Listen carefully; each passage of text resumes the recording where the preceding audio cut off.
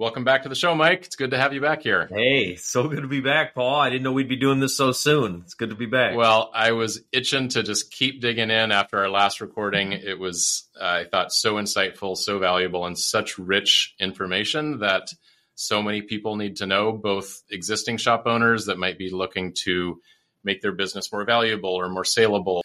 So I know that was on our list, as well as how to operate a multi-site company potentially, if or even just a single, if there's ways that you have been thinking about doing that makes it scalable and also keeps you out of the weeds, right? I know that's one of the things that differentiates a lot of shop owners. Some are just in the weeds all day, every day, can't get their head above water. You clearly have figured out a model where you're going and visiting customers quarterly and you're doing really strategic things, and you're not doing those $10, $20 an hour, $30 an hour tasks that you could easily buy back your time, pay someone to do it, and you work on the $1,000 an hour plus tasks. Yeah. Right? Yeah, that's so good, Paul. And again, I again just shout out to what you're doing in the industry, man. This stuff is so rich. I was honored enough to come into the industry at a time where you had a lot of your content out, and I've leveraged it and learned from it. And so I'm grateful for you and what you're doing. Thank you as well. Well, thanks for giving back to it. Oh, all right. So honored. So honored. So yeah, dig in. Yeah, let's dig into this, man. So, well, first of all, every single shop owner, in my opinion, I learned more by buying a shop on how to run it, how to grow it, how to make it valuable than I have by running one. And so by going through that process, I learned what does actually make a business more valuable. And so if I could give just one overarching, let's say somebody's listening today, say, Paul, Mike, I'm not really going to go buy more businesses and buy more shops. Okay, that's fine. But I will tell you this, everybody should run their business like they're going to sell it. You should run your business so that a person like me would want to come in and buy it. And the only reason I say that is because it will force you to put in SOPs, KPIs, SOPs being standard operating procedures, KPIs, your key performance indicators. If you're not familiar with those acronyms, you'll get all those things in, putting in a complete doc list of all of your HR documents, all of your what happens when we hire a lathe operator? What happens the first 4 days of training? Is that documented? The kinds of things I'm realizing I need to be putting in my shop, I didn't know until I actually bought one.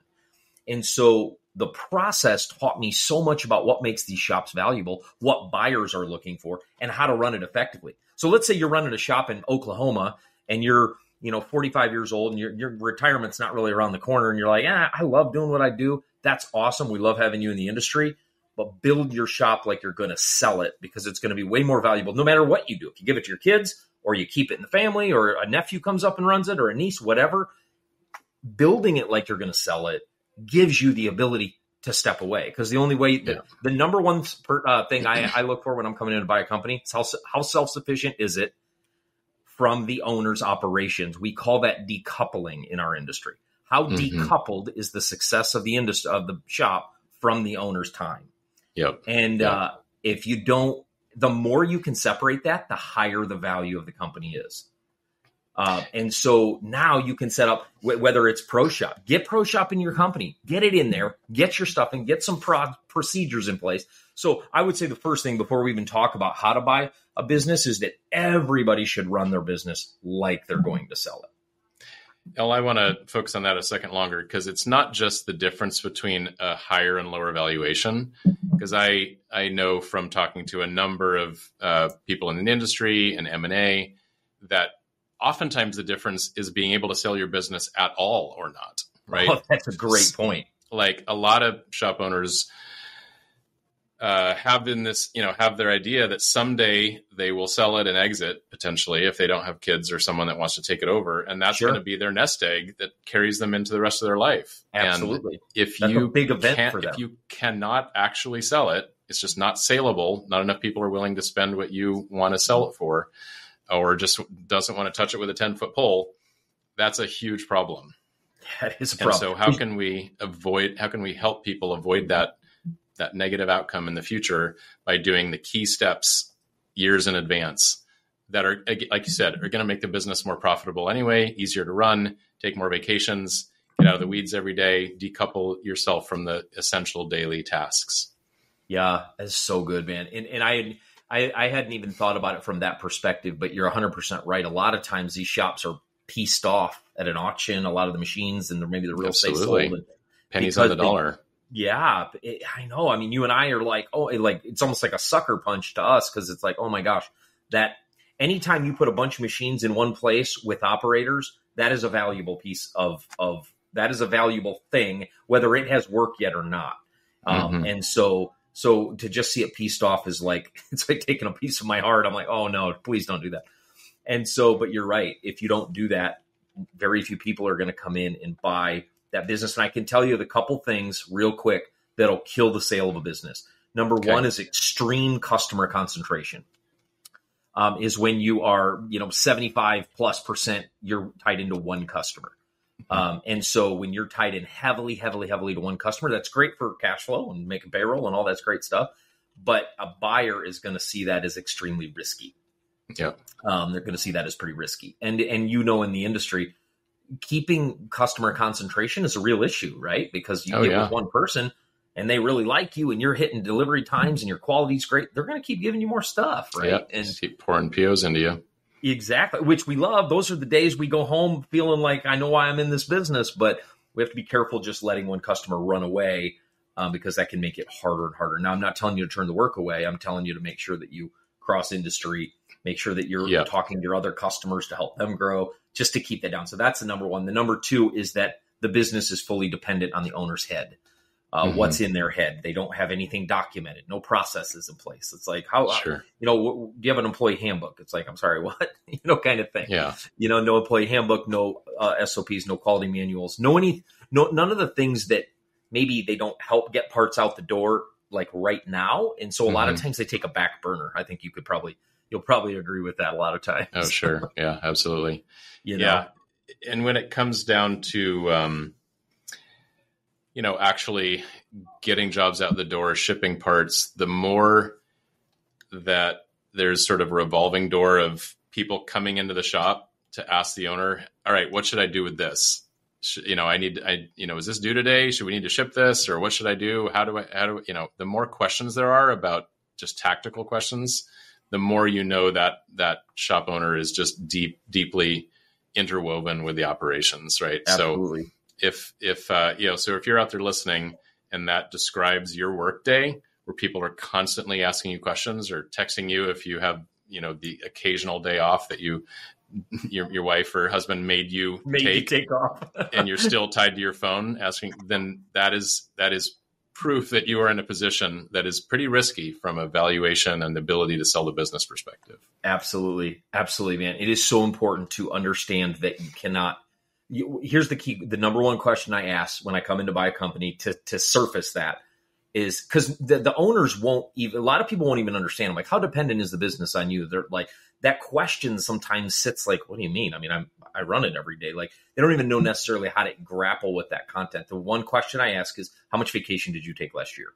Mm-hmm. And a lot of times that will tell me how much they can step away from the business and still have parts go out the door. Sure. And so if like some guy's like, well, I spend all summer out fishing in Florida, I'm like, okay, that's a good thing. That's a good sign. If he spends all summer fishing in Florida, that's a good thing. And, or I take a month off to go hunting every year, or whatever their thing is. It's like, okay, that tells me that there's something in place. And I know that's a goofy test, but it's been a very fortunate one for us to use. Yeah. I want to see what level they can just step away and go hang out with their spouse or whatever, or their kids or whatever. Mm-hmm.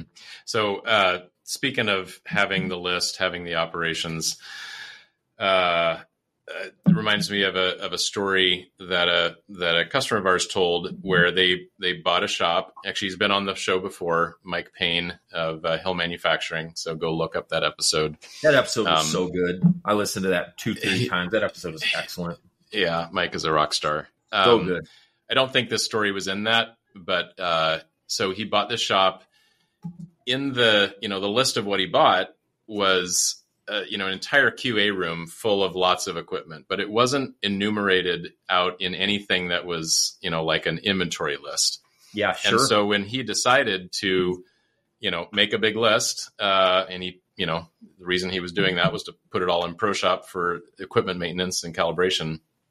Just organizing it all and realizing the actual amount of stuff that was there and the value, and that it was now in a list that was visible and I guess accounted for, just increased the value of the business by the value of all those assets. So it was like free money just by writing it down in a list. So totally. You know what's so funny, Paul? I tell people, like, most people, when they hire a new operator, just a standard operator, it's going to stand at your mill, stand at your lathe, stand at whatever machine you're running, whatever, right? Mm-hmm. Just a standard operator. Most people, most shop owners have a way they train a new operator. They're like, okay, well, first we got to, depending on their skill set, we got to make sure they know this. Then we got to do this with them. Like, I can't explain to people, the value of your business goes up just by writing that stuff down. Like I know it's crazy to everybody to think about that, but you have one document that says day 1, day 2, day 3, day 4, day 5. Here's the first 5 days of every time we train a lathe operator. These are the things we do with them. The thing I love about systems like ProShop, you can actually put in videos of setups and every part you do, and you can set these processes up where you hand it off to a new seller, that they're a buyer that's going to buy your business. And you're like, oh, by the way, the top 15 parts we do, all the videos, all the explanations, it's all there. Have a great day. That takes your business. It can literally double the value of your business. And I am not kidding.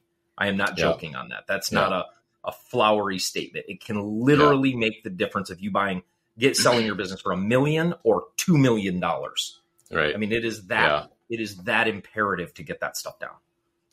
Yeah, and to the same point, documenting the onboarding process and the training that people need in order to be, especially if you're a certified ISO or AS or something. Sure. All the training records, easily documented. Like, you hire a setup machinist. Here's all the things you need to be trained as a setup machinist. Here's the videos of the training, the text, the sign-offs. That all can help improve the value. I want to jump and talk maybe the corollary to that story I told about the measuring instruments. Yeah, sure. I want to hear you talk about inventory that is on the books that is very likely not saleable. Like, some shops that I've heard, haven't been, in this personally, but, they have $1 million in inventory, but when you dig into it, it's very stale. It's years old. The chance of selling it are very minimal. But the owner's like, I have this value that should increase the value of my business. How is a buyer going to perceive, parts have been sitting on the shelf for 12 years since you made it, and you made 20 extras, and you've never sold another one since. Yeah, but it's still sitting there. Well, I'll tell you, a sad story is that my first shop I purchased, I did not have any of this information in my head, and so I screwed it up royally. And so when I purchased my first shop, I didn't know this, but when you get a loan to buy a business, most loans won't loan on inventory. You have to bring that cash to table. Even though it's collateral, they still don't see it as loanable. They won't loan you most. Some will, but it's harder to find those. Okay. So they won't loan on inventory. So that's real cash you have to bring to the table, like real hard money. You're not getting it from a bank and paying it off. It's like real hard money. So when I closed on the business a few days before, they're like, oh, by the way, there's $50,000 in inventory. And I said, okay, well, I'd like to at least see what the inventory is. And the seller gave real hard pushback on that. No, I don't want to go through the inventory. I don't want. And I was young and dumb, and I'm like, okay, that's fine. I'm not going to blow up the deal for inventory. And I bought $50,000 of inventory, $5,000 of which was usable. Right. And 90% of the stuff I bought, we still have today and is sitting on the shelf. Okay. And so what I have learned to do is I don't buy inventory. I will literally just say, you can have your inventory. You can take it. I don't want, but we use it for all of our parts. I'm like, I get it, but I have no way of knowing. So one seller said, well, we have to sell our inventory. I'm like, here's the deal. if we do this, I'm going to need to know the last, 50 part. I'm going to need to see your last 12 months of part numbers and what material. And then we're going to have to actually do an audit of every single piece of material on your shelf and see if that product has been used in the last 12 months. If it has not, we don't want it. So you're talking about raw material, not even finished goods. Yeah, I'm talking raw material. And then we go into finished goods. So this is a two-step process. You got raw material and you got finished goods, right? Finished goods is a whole nother ball of wax. You got that's what I was referring to. Yeah. Oh, if you're returning to finished goods, that's a whole nother issue. I was just even talking about bar stock and raw, right? Raw stuff. Sure. Then you go into finished. You're like, oh, we made 1,000 of these, great, but you sold 6 in the last 8 years.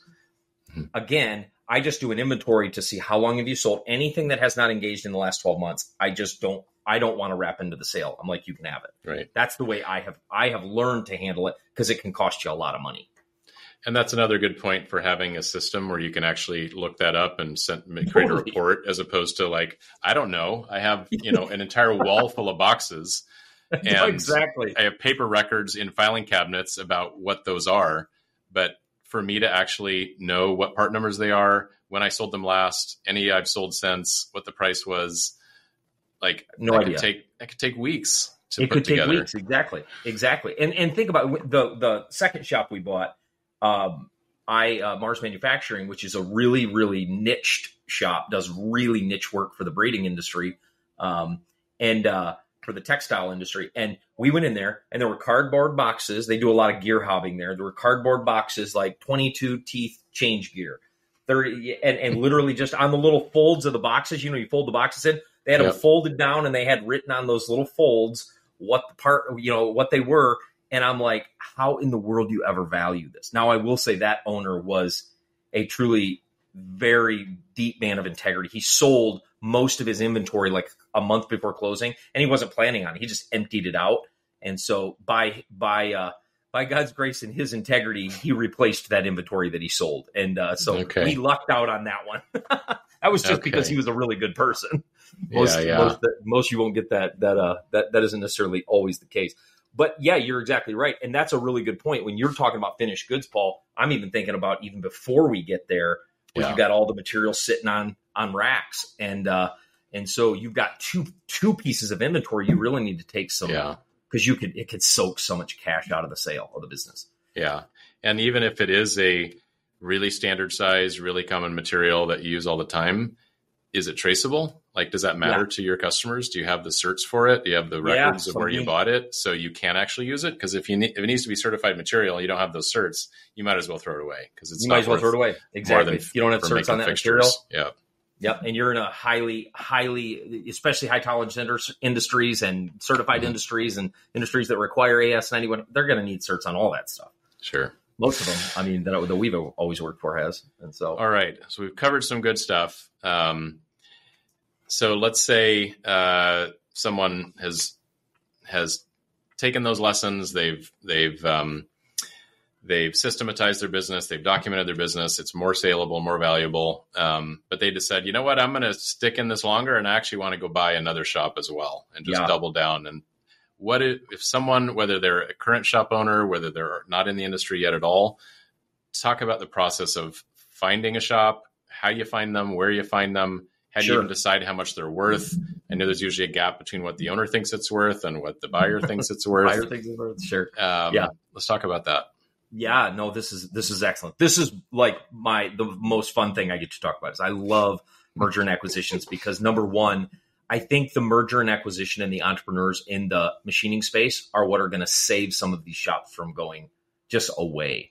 We're going to save so much heart and soul of the industry by not letting it just die, and by buying up these shops that are, may have older owners that are ready to kind of ride off into the sunset, but don't have a succession plan at all, haven't done any of the things we talked about, and somebody can come in and help them put this together. So let's start first of all.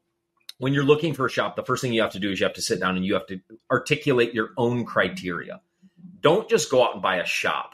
Go out and buy a capability. This is what I tell people. Don't just buy a shop. What are you adding to your shop? Why are you buying that shop? Every shop is not a great buy. I underwrite 10 shops a week probably, and maybe more. And what does underwrite? Most of them, in this context, what does underwrite mean? I'm sorry. Underwrite is just like I look at all the financials. Are they making money? These are things, the businesses that I know that people want to sell. When I say I underwrite, I get all the financials. I look through their workload. They won't give me their customers unless we're under contract. And even sometimes then they want to get like 1 week from the close.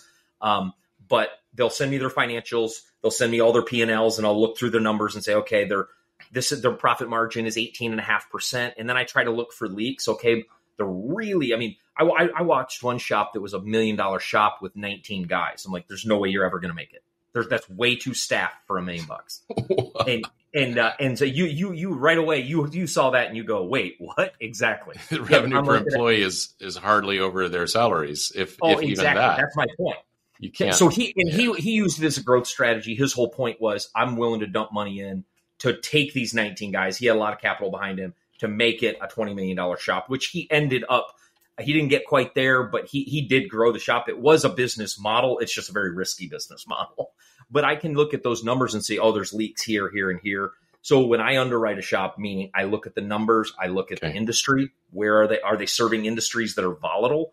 If I notice that 73% of their business is with Toyota and GM, I'm a little nervous because that's a volatile place to have a lot of your business, and it's usually low margin work, and so, or it can be low margin work depending on your processes and how you get it out the door. Sure. And so like I look at their industry, I look at what they're doing, I look at their numbers. So that's what underwrite means. When I come back to answer your original question, the first thing you got to do is you got to articulate, why are you getting another shop? Are you at capacity in your current shop and you need more machines and more talent? That's a reason to buy a shop. Are you like, you know what, we're doing $1 million, but to go to the next level, I really need 2 more machines. I need that. I'm going to buy another shop that already has a customer base with some capacity. Okay, that's great. Let's say you have a customer base that is like, you're doing primarily, brake stuff, and you're doing automotive parts or whatever you're doing for them. But you're like, you know what? I have a lot of customers that seem to be coming to us for, die work right now, and I'm going to go get a couple machines that help me do that, or go partner with a grind shop or whatever. But I'm going to start looking for capabilities that add something to what I'm doing. So when I first started, I bought my first shop was just a straight lathe and mill operation. There was no sexy appeal. It did have an ISO cert, which was good. But there was really there was no differentiation. Like when we went to a trade show, we looked like every other machine shop in the world. Just a lathe and mill, 3-axis with a 4th option, no 5-axis work, no robotics, no real power, right? So we went there and we just kind of got lost in the shuffle. And so I started looking, I'm like, what would make us different? And so I started looking at some other industries, and I saw a shop for sale in Our North. It was highly niched. And I'm like, and I had about 35 to 40% more capacity at the first shop I bought. So I saw that shop up there and they were having capacity issues. So I'm like, well, I can buy that shop and backfill into my current shop and close up that 30 to 40% gap. So my second acquisition was to backfill the first shop I bought's capacity issue. And I don't mean capacity, we were at it. I mean, we needed more. Yeah. Or we had a gap. And so the first thing you do when you're going to go buy is figure out why you're buying a shop. You have to articulate that. Like, am I trying to get my numbers up? I'm doing $1 million in gross revenue. I want to do $2 million in gross revenue. I want to double my revenue with one purchase.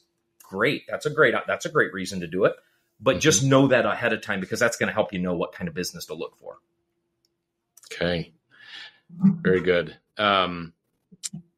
Once you've established that, how do you then go find shops to look at and underwrite? Yeah. So the number one thing I would do is I would get involved in your local manufacturers association, first of all, whatever that looks like. Some of them don't have them right next door. It's a little bit of a drive, but like my first shop was in Paris, Kentucky. The Kentucky Manufacturers Association was pretty hopping.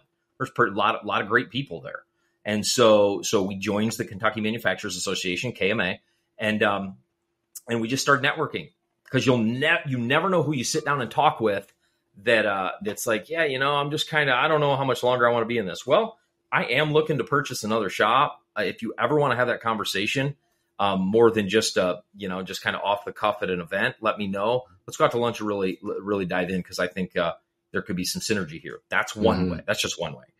There are business brokers in any area. You could call up a business broker and say, hey, I'm a machine shop owner in, Southern Kentucky or whatever. Paris, Kentucky was my first shop that we still own. I have a shop in Paris, Kentucky. I'm looking to expand into Louisville. And I don't have a shop in Louisville, and you're a broker there. It looks like you buy businesses in Louisville. Do you know any other shop owners in the area that may look to sell? So one thing that the way I find those, so let me tell you something about business brokers real quick before you work with them. They usually specialize. Some specialize in franchises and food industry and trucking, and then some specialize in machine shops. And when you find those, you have found the Holy Grail. That is how we have gone forward faster. As I networked in with a couple of those brokers, and when they know that you're serious and they know you can close, you will be their first phone call when they have a potential machine shop for sale. And so you can literally look up, machine shops for sale in X. It might take you to a biz buy sell. It might take you to which is basically the MLS of, like, if you go to realtor.com, you find a house. Biz buy sell is the realtor.com for businesses for sale. Biz buy sell. Okay. Biz buy sell. So you go there, look them up. There's tons of little shops. You'll find a lot of shops in the 700,000 in gross revenue to 1.5 million. Tons of those shops on those smaller scale that are doing about 800,000 in gross revenue and probably netting about 200, maybe 25%, maybe 180, depending on what the metrics are there. That's after, that's with some math that I'll share later. It's called add backs, but you want to make sure that what the shop is worth is what we'll talk about next. But the first thing I do, Paul, is figure out why I want to buy one, where I want to buy it. Do I want to buy it right in the same town? Or do I want to buy it like an hour away? Do I want to buy it? And so I always tell people, be very careful using where you live as a criteria on where to buy. Because if you use that as a criteria, what if it's harder to get talent there? Sure. What if it's harder to get customers in that area? Just because you own one there now doesn't mean that's where you should buy one. So we looked at where is an industry that is popping? What are the best cities? And this is where, Paul, you and I talked about this. Before we hopped on the show, I think last week. Switching from a machinist over to an entrepreneur is really key here. It's so key, is to understanding that I can actually build a team that runs a shop better than I do without my even there. Because most of you out there that are listening are brilliant at what you do, so good, way better than I will ever be at actually making parts. And if we can take that and just implant it into a knowledge in someplace else, somebody else can be doing that, and it doesn't have to be where you live. So I would tell people, be careful just buying in your own hometown. That's a mindset issue. We got to kind of expand the brain a little bit to say, I could own a shop that I don't even visit. But I'm going to tell you, Paul, and I'd love you to hear your thoughts on this because you deal with so many shop owners. Do you find it hard to get people out of that mindset of just where I'm at, like to think outside of their own town, city, state, county? Oh, 100%. It would be a very rare shop owner that is not in the same area at the shop most, if not every single day, right? Yeah. They're like, who's going to fight the fires, right? Like, I can't hire enough people to do that, or I can't afford to hire people to do that. So I gotta, or they're not going to do it as well as me. That's the difference between the mentality of the entrepreneur versus the business owner. It's sort of that's 100% technician, right. Tactical. But yet I do know, some shop owners that aren't living in the same town, or they come in 10 hours a week and they have a team that runs the business and they golf and hunt and do a lot of things and, just come in to do payroll or whatever they just because they want to do it. We have a statement in our business that I borrowed from Andy Stanley. He's a pastor in Atlanta that wrote a book, Next Generation Leader. It came out in like 2008. It's an older book, but it was really good. It's not necessarily for the church world. It was just a good leadership book. And he had a statement in there that we have adopted and we use cross-culturally in our companies. And it's called Only Do What Only You Can Do. And it's a phrase we use all the time, that am I doing something? We call it 80% proficiency, meaning most of us spend 80% of our time doing what we're not gifted in. We just do it because we think we have to, right? Sure. And then we spend 20% of our time doing what we truly are gifted in and we usually are pretty passionate about. And what we want to do is we want to take that 20% and we want to find a way to spend 80% of our time on that 20% of things that we're highly gifted in and highly passionate about. And when you do that, that's what shifts you from shop owner to entrepreneur. The first question, we talked about this last time, Paul, the first question people are going to ask, well, Mike, who's going to program machines? Who's going to get stuff set up? Who's going to do all the things I do on a day-to-day basis? Mm-hmm. And I'm going to be perfectly honest with you right now, you. Right now, it's going to be you. But the shift starts with you saying, okay, but I can train somebody to do this so that I don't have to. I can train somebody. There are people out there that can do this even better than me. Give it, Mm-hmm. Oh, and sure. so yeah. I'm going to train people to do this. So the first step in even thinking about buying a company to expand is thinking this thought. I want to build a team that can run a shop better than I ever could. That's your new motto. I want to build a team that could run a shop better than I ever could. So if you're going to buy one, think about that phrase. I want to build a team that can run a shop better than I ever could. That's my philosophy between everything I do is my team. If they're not better than me, I have not built the right team. 100%. Yeah. And so when you think about buying, so articulate what you want, figure out where you want, and then you got to find the brokers that have the deals, and you can find that on the MLS. You can find, just Google's your friend. Get out there and start poking around. Okay. All right. So deciding your why, joining a manufacturing association, finding brokers, any other spots where people would look, or once they do that, they probably got that area covered. Yeah, well, and here's the deal. So if you just apply those two things, you can join other manufacturer association of other areas. You can call other brokers in other areas. You don't have to. So just those two things. So here's to give you context. We've bought 4. I just met with another shop owner today. We're probably going to close on 1 to 2 more shops by the end of the year. And I have never used any other strategies than those 2 strategies. Okay. So just to tell you, it's not, you don't need 10 strategies. Just do those 2. Just do those 2. And you really don't, they'll keep you busy the rest of your life. Now, there are some other high level, like you can actually, like you think about marketing for customers. There are some other, you can actually market towards shop owners and actually have campaigns and market and send out direct mail and get in with shop owners and consult with them and help them. And then they could possibly sell their business. There's some top tier stuff to do, but dude, you don't have to go past the first 2. You'll spend your rest of your life buying as many shops you want to on those 2. Now, I will tell you this. You got to work a little bit at it because machine shops right now are sought after. They hit the market, and if they have good numbers, they are gone. I will tell you that. That's wonderful to hear. I'm really glad because the corollaries is also it seems like too many shops closing their doors, going up for auction, right? Totally. Coming back to is it even saleable? Yeah, or 100%. Quite honestly, not even just that. Like I was talking to a customer a couple of years ago now, customer in Australia actually. Oh, wow. And he had his business he started, decades ago. And he had it in his mind that when he was tired of it, he would just piece it out. Like he hadn't even conceived of selling a valuable asset. And once he got all his systems down and started even getting into the fence industry and more valuable things and not much, more, he wasn't a garage shop, but just a more sophisticated, he's like, he had this epiphany, like, oh my gosh, I have a really valuable company here. Yeah. And so anyway, that, hopefully everyone goes into it with, their exit in mind and, what they might want to do with it someday. And it's not just piece it out.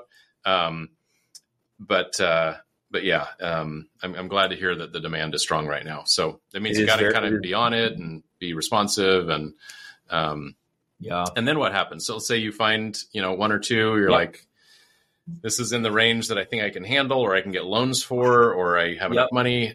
what do you do to do your due diligence, go through that process? So when you're picking a shop, part of picking a shop is also the size. What you just mentioned, Paul, it's and that's 100% right. Can you get loans? If let's say you had something go wrong in your credit, things happen and your credit got decimated for something, you lost a whatever. I don't know. I'm just throwing this out there and your credit's bad.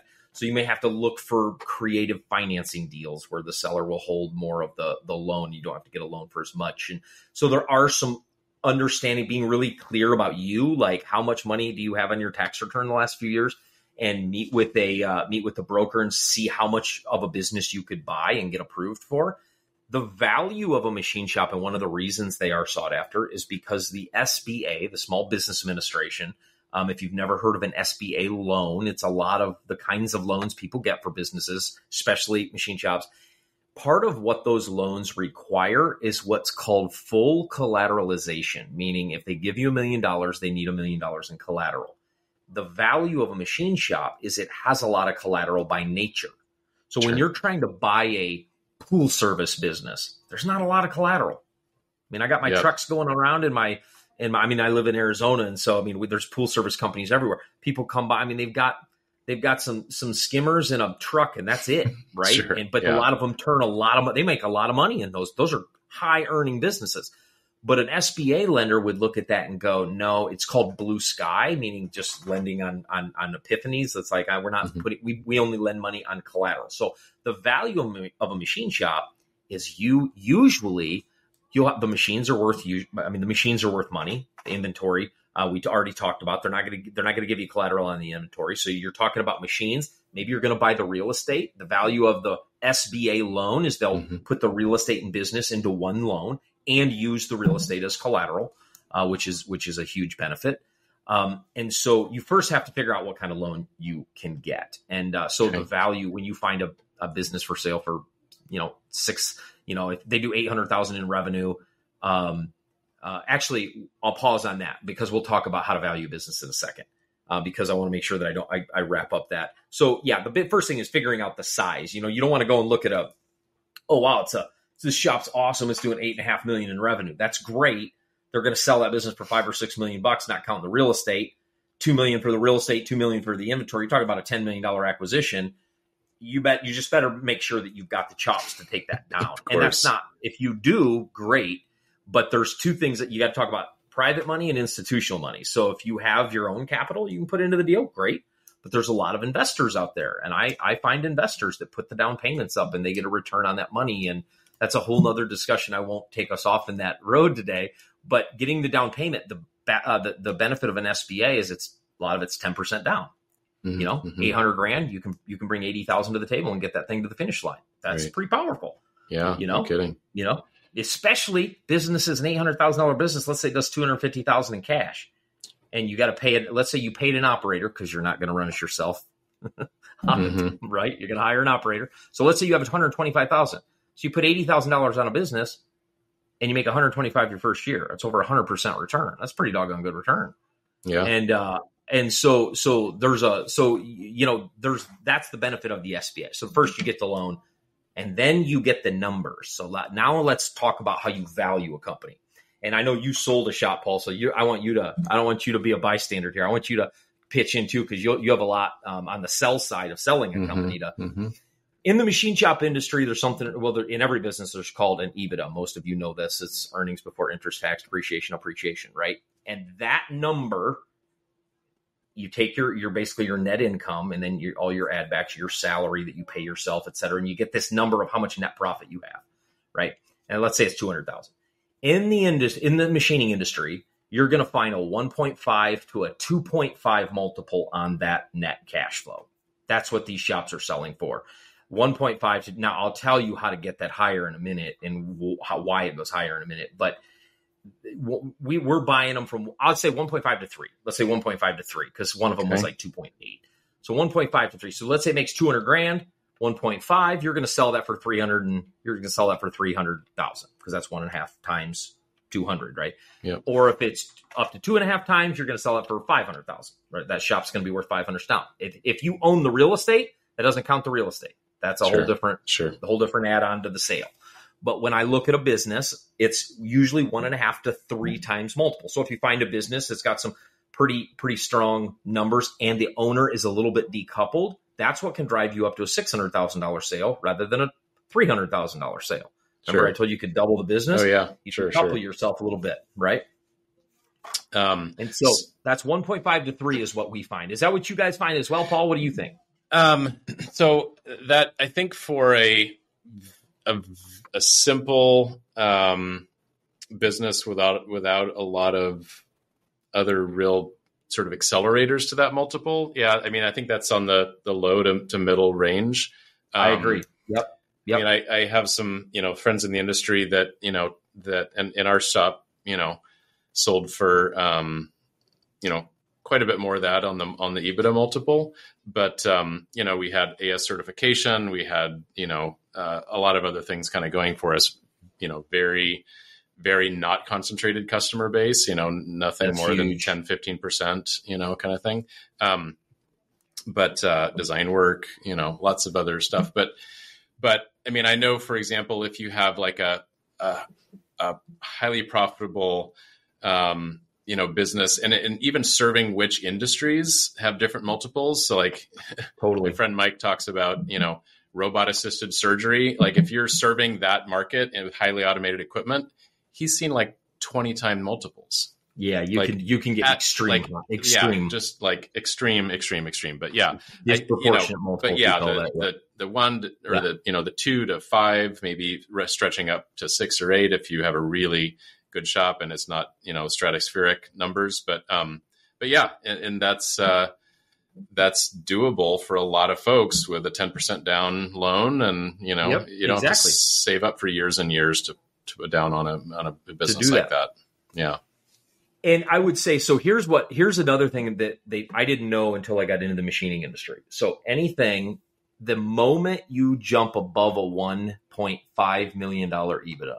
So let's say, remember I told you, let's say you have a $200,000-$300,000 EBITDA. When you jump above, you're going to see a 1.5 to 3 range everywhere. Mm-hmm. You jump above a 1.5 EBITDA, it goes to 6 just with the numbers.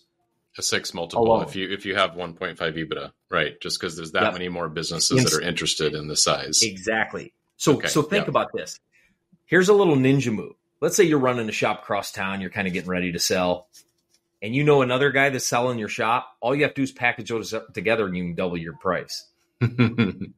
Let's say you have a shop 2 hours away and I've got a shop and I say, Paul, dude, let's put our shops together and sell together as one to a company. We'll put our EBITDAs together, and guess what they just got? We just doubled our valuation. Right, the multiple. Yeah, we doubled the multiple because we got above 1.5 million. So when I do what we call bolt-on acquisitions, when I bolt on another shop, the first thing we did is said, okay, before we get anywhere, we just need to get our current shops to 1.5 million. So now we could sell them for twice, even more than twice the value of what we bought them for. Mm-hmm. Now let's start buying the thing that drives us to an 8, which is, like you said, highly specific industries, luxury racing, the luxury race car market or stuff like that. You're going to see higher multiples, 6. You're going to see up to 8. Right. Medical, you're going to see much, much, much higher depending on the automation you have in your current shop. But you can count on, if your EBITDA is less than 1.5 million, even if it's close to 1 million, you can get it creeps up with that number. It's not like it's 2 until you get to 1.5 and then it switches. You can go, probably 5 to 700. You're going to get a 3, closer to a million. You're going to 4, just over a million, maybe 5, and then you get that 6. So you'll creep up with it. But that's why it's so important to increase your revenue and profitability. That's how we value a company. So when I am looking for a business and I see for example, I found a business off market, wasn't listed or anything, that was doing 1.39 million in EBITDA, and it was only a 3.6 multiple. That's a really good find, right? That's a good find because you're buying that business for $5 million and it's making you 1.3 million. Right. That's a really, really good find, right? Sure, and so, but that same thing is happening for $700,000 to $800,000 businesses, man. Right. You buy a business for $600,000-$700,000. Makes you 150 to 200,000. I mean, you can literally double your salary and income and your whole family's wealth and future with just a couple of these. And this is like my dream is I see a guy that's 55 and he makes a bolt-on decision in the next 5 years, and then sells when he's in his early 60s, and it totally changes the lifestyle after retirement because he decided to do this model. Like that would like make my entire life better if I heard those stories. Yeah. Yeah. No, I hear you. I mean, I sometimes use this term that shop owners, like I talk about, machinists are like, machine shops are like the bedrock of the economy, like the foundation totally that everything is built on. But I sometimes say that shop owners and founders are like the heroes of the economy. Oh man. Right. And so to envision and help them have a better outcome, like what feels better than helping a hero, Yeah. I could not agree more, dude. I could not agree more. I mean, you think about everything we use every single day that is made, by machine shops, and it's like everything we wear and do and use. And it's like, to see somebody that learned that skill and just worked, just a hard worker. I'm like, if they can just apply the guts couple to of these things, decide to start the business. Yeah. Yeah. The hardest business in the world. So, okay. It's not. And you and I were talking about somebody that I will tell you one more thing I need to mention before we do this. When you close on a business, this is a mistake I made, Paul, and I'm sorry, I didn't mean to interrupt you. Oh, no, go ahead. I made the mistake when you buy a business. We talk about that 80,000 to get in. You have to remember most customers are on 30, 60, and 90-day terms. So that means you are not getting any money for at least 30 days from the day you close. So meaning you have to figure out what their month, we call it a run rate, how much money in a month is going to come in next month. Mm-hmm. And you've got to figure out, you've got to inject that amount of cash as operating capital at day one. Got it. That will kill you if you do not know that. And that is because the seller told me when I bought my first business, you need about X to run the business. Found out X was not what you needed to run the business. And so you have to make sure you understand there's a run rate of capital in the machining industry because you're not going to get paid for 30 to 60 days probably. Yep. Yeah. No, that's John Newman from Athena, who I interviewed recently and will be coming out before this episode. When he was a much younger man, bought their first company, and within the next week or two couldn't pay payroll because it just wasn't, because they were expecting a check from a client to come in, didn't come in on time. And the seller, thankfully, was kind enough to loan them some money back to cover payroll. But yeah, those little gotchas, if you haven't done it, you don't know the playbook. You got to, good advice. Exactly. Yeah. Just make sure that you have that run rate, or else you'll find yourself very sleepless nights. Yeah. Well, we could continue on this for hours more, but I do want to shift into the operation of a new business that you bought, right? And in your case, you mentioned in our last episode that they're an hour or two apart. You now have like a regional manager, director person that is actually going on site, traveling between them, with then sort of intermediate leaders at each place. Can you just describe a little bit more of the structure, how you, because there's going to be some cost savings if you can, eliminate duplicate things, like you don't need bookkeepers probably at every single place, or there's HR or certain things that you can optimize to help reduce overhead expenses, so you can inject more cash into growth, hopefully, or to your own pocket if that's the way you want to do it.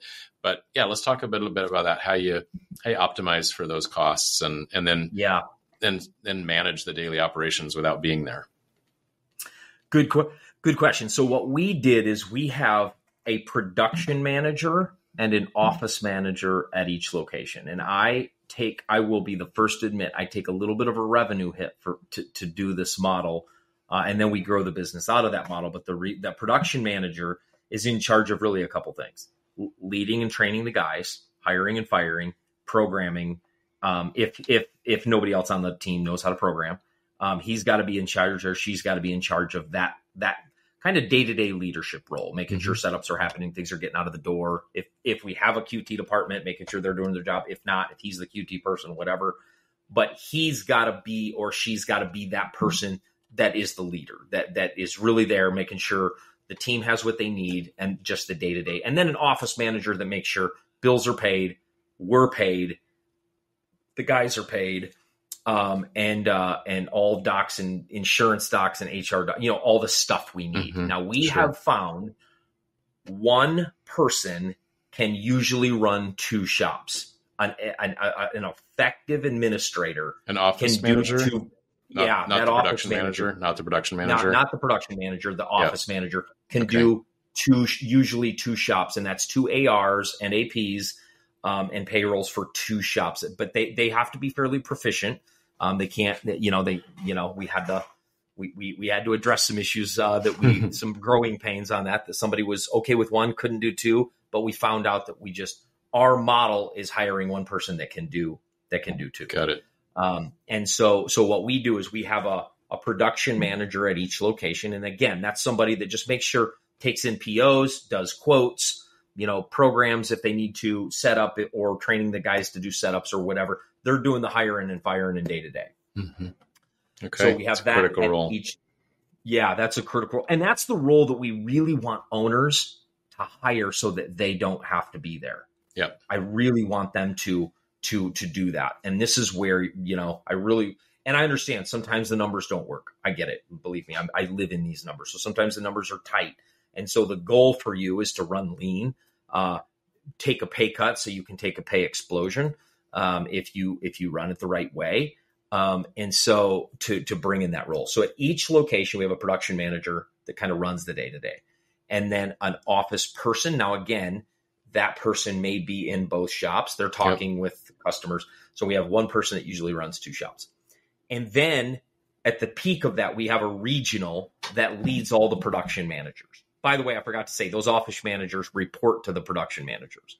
Those office managers go straight to the shop in which the production manager is true. We think paying bills and getting paid is part of production. And so that's part of manufacturing. That's not, it's nice if it happens. It can't happen without it. And so that's part of production. So that production manager manages those office leaders. And we started calling most people in our companies leaders. We don't call them operators, we call them lathe leaders. We call them mill leaders because we want to install in all of our company that everybody is leading something. Unless I'm over your shoulder telling you exactly what to do, you are leading something. If not, you're leading your own time. So we shifted that culture to that word. But anyway, they report to that production manager, and then that production managers all report to one regional guy that is extremely that role. I will be the first to tell you that role it's hard to hire for, and that person needs to be extremely good at a couple things. Number one, they have to be very good with people, very good with people. And I think that role is best when that person is good with people and good at sales. Got it. Yep. Because what we have found very successful is our regional manager builds relationships with these customers, and he's going to these customers and talking with them and figuring out what they need. And they're like, oh, we really need some of this. And we're like, oh, the shop that you have worked with all these years, they don't do that there. But we just bought a shop that has a wire EDM, so we got you covered. He's able to interface with a shop and put work where it goes and communicate with those regional managers that they've got work coming in. That has been really, so the customers still have one point of contact for the entire operation. It's that RM, that regional manager. And then if he gets quotes, he just shoots them to the shop to quote, because every shop has a little bit different shop rate because it's in different areas. It requires different labor pricing, and our material pricing is about the same, but labor pricing is a little bit different, and the ops are a little bit different. The price is a little bit different. So that's why we have the regional managers do the quoting, or I'm sorry, the production managers do the quoting. Because every shop's a little different, and they know their culture, and they know they know the margin we need to make in that shop to make money. Got it. So I like the model. It sounds like, clearly every business relies on its people, entirely. But that is I'll call it a single point of failure, right? So you really got to have those production managers all in. Like, they got to believe in your mission. They got to be excited to come to work every day. They do. How do you get that loyalty? How do you get that buy-in? Do you do profit sharing? Do you do? Yeah, I'd love to hear you talk about how you do that. Yeah, so we do profit share with every single production manager and certainly the regional manager. So we profit share at every single location. Nice. And we do bonus structures with every single machinist. Okay. Literally, we have shipping goals every month, and if we hit those shipping goals, they get a bonus every single month. Okay. And so we have a goal. We have a big whiteboard at every one of our shops. We write up the shipping number, and we have our shipping person, whoever's shipping, write it down so everybody can see where we're at throughout the month. And they get a bonus. The regional manager gets part of that bonus, and then of course the production manager gets a bonus for hitting those numbers, and then our regional manager, of course, gets a bonus. And he also gets a sales commission. He doesn't just get a bonus on profitability; he gets a bonus on sales commission. So he gets a kicker every time he brings new work into the company. Got it. And we have a 5-year track for him for his commission to outrun his salary. So I told him that so we set up an entire goal of saying, okay, here's what we need to do to get your commission above your salary. So we want to double your income. Right. Here's how we're going to do it. And here's the sales we're going to make to do that. But everybody comes into the company with a bonus structure. I am learning, even in some of the other companies I'm involved in, I am learning that is the language of loyalty.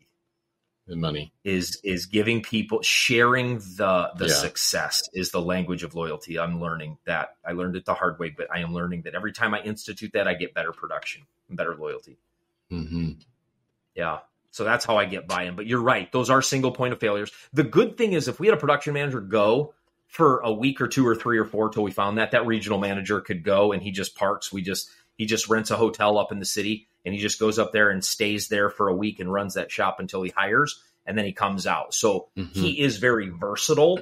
So if we ever did have a PM leave, right, then he could step in until we hired that and then step back out. So it's more like 2 points of failure. Yeah, right. It's actually would be more dangerous if our regional manager left than our production manager. yeah, of course. Yeah. So you're right, though. It is definitely dependent on people. So if you had businesses that were not a drive apart, let's say that one's in New Jersey, one's in California, because you decided for whatever reason, how would you structure that? Yep. Good question. It would be the exact same way. Nothing would be different, except our regional manager, I would have a conversation with him and see if he was interested in national leadership, meaning it would require some travel at least once a quarter. He would have to do probably a 3-day site visit to each place. And so, and if him and his family are okay with that, then we would build in a model that whenever he went there, we would pull his salary from a couple different places to give him a little bit more love to do that. And so we would do the same model. We would just have that regional manager be on a plane a little bit more. Got it. Okay. Yeah, that makes a ton of sense. Cool. What other things have I forgotten to ask that you would want to give as advice to people interested in learning more about all this? Yeah. So the first thing is just don't shut it down because it seems hard, because it is. But like you just said a minute ago, Paul, I mean, running a machine shop is not the easiest thing in the world. It might be the hardest. Yes. At least we think it is, because that's what we do. But it's just, don't shut the idea down. Just start doing some thinking. There's 2 books I read that I would recommend people read. One is Buy Then Build. The author is escaping me. The author is escaping me for both of these books. Buy Then Build. Yep. I thought it was Walter something, and then Built to Sell. I've read that one. That's a great book. And both those books are really great, just books around this whole stuff, around this whole topic. Yeah, Walter Diebel is Buy Then Build. Yeah, Walter. Yep, that's in Walter Diebel. Yep, that's in. Yep. And then Built to Sell is it's like a narrative book. It's a story. It's similar to the E-Myth. It's a story. Yeah. Yep. Built to Story Sell driven. by It's John really, you can read it pretty Morello. quickly. Yep. Yeah, such a great book. Oh my! I probably should go back and read that again. Yeah. But those are 2 good reads I would give people just to get their head around this. But as a machinist, I'm gonna encourage you to if nothing else, to make your own business more successful and more valuable. Learn this stuff, because it tells you how to make your own business more valuable and more profitable and more successful. Yeah. And so even if you never buy a company, my business coach has told me over and over again, every business you run, you build to sell so that you put the processes in place so you can go on vacation. And that's just like the E-Myth, build it like a franchise prototype, even if you'll never have more than one location. And it's the most scalable, the most profitable, the most systematic. Yeah. Yeah. And it's rarely I get to sit down with somebody like you who has actually sold a shop and understands this process, because when you're building up to sell a company, customer concentration, as Paul said, profitability, obviously, talent, diversification, certifications, those are all things that are incredibly important in how we talked about that scale. I mean, a 1.5 EBITDA to an 8 EBITDA, my friends, that is a big difference.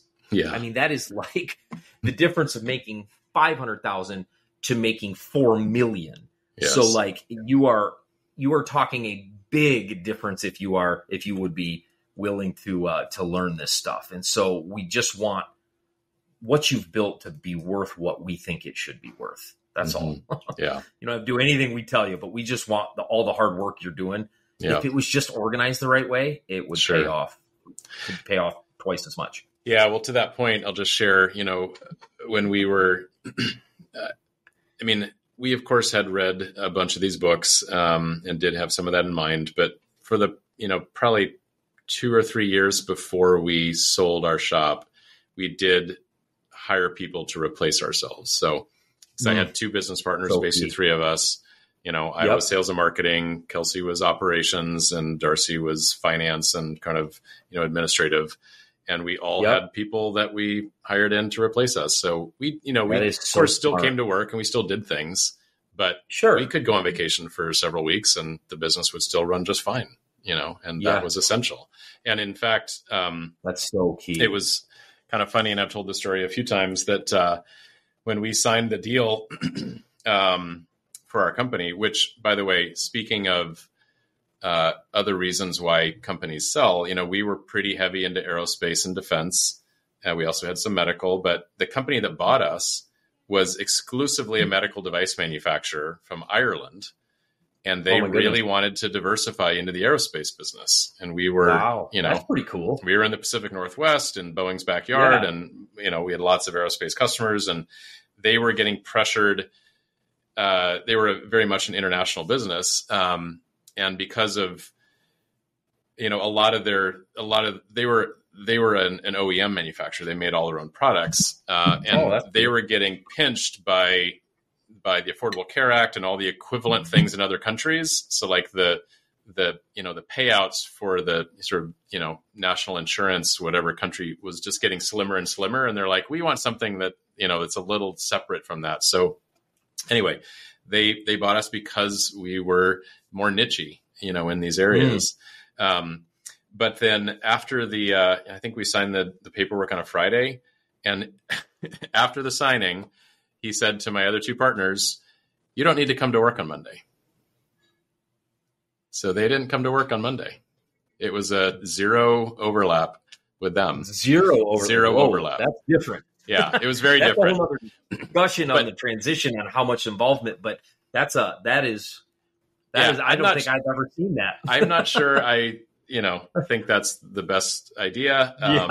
It worked out fine. They only asked me to stay because I was the customer facing person and they wanted to go around with every customer and make nice and do introductions and all that. But that makes sense. But yeah, that wouldn't have been possible if they didn't have people doing the daily work that they, had done years before. Right. So, which just, absolutely, I think demonstrates that it was clearly possible to extract them immediately and still have the business run just fine. Yeah. I think I cannot underscore that enough. And the question, and you and I, Paul, you've brought this up. I mentioned this a minute ago. A lot of owners may look at their numbers and go, Mike, the numbers just don't work. Paul, the numbers just don't work. It doesn't work to hire another person. Then the first mission, you are on operation replace or increase income so you can replace. Like that's your next goal, is to get your income up so you can hire that role and your salary doesn't have to go down to enough where you can still pay your bills and and live how you live. And so that's your first thing, is to generate enough revenue to replace you. That is the number one goal. And then we can, I always say, imagine what you could do with your business if you didn't have to run it. You know what I mean? Think about that for a minute. Imagine what you could do with your business if you didn't have to run it. Yeah. And you could actually dream about it. Man, what industries are we not in? What can we do with that customer? Like, most people don't ever have enough time to sit around and just ask those questions. Yeah. Like, and they just are. And I know I've been there where I've worked so far in the business, I couldn't even see the forest for the trees. I've been there so many times. Yeah. Well, Mike, another fantastic episode. I know people are going to have so many takeaways from this. Thanks for spending your time to come back and share more. I just really appreciate it. And kudos to you for what you're doing. It's such a great model. And I hope dozens of or hundreds of people listen to this and decide that they want to follow the same model. And you help make financial independence for lots of hardworking heroes of our economy. That would make my life, my friend. Thank you. And thanks again, Paul, for having me on. I truly consider this an honor. I remember Googling Machine Shop podcast once, expecting to find none a few years back, and yours popped up. So I'm so grateful for what you're doing, brother. All right. Well, cheers, my friend. Talk to you soon. Thank you, brother. Bye.